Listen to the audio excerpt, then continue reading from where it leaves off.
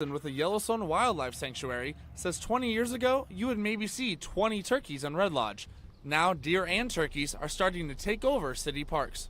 I know that in the past there was a small handful of turkeys in one end of town to where they're everywhere now.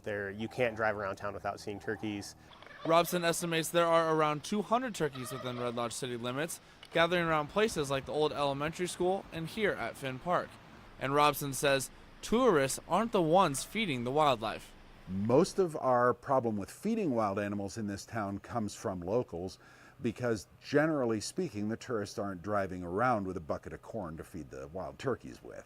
Montana Game Warden Matt Heaton wants to remind the public that it's not only illegal to feed the animals, but it's also dangerous for the animals and the public.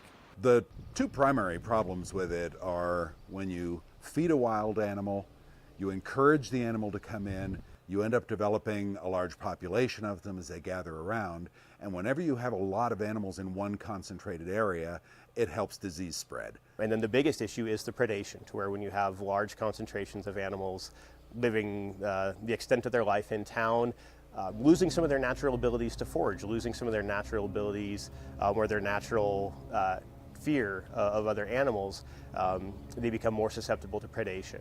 Robson says they've seen foxes, mountain lions, and black bears now hunting these deer and turkeys within city limits.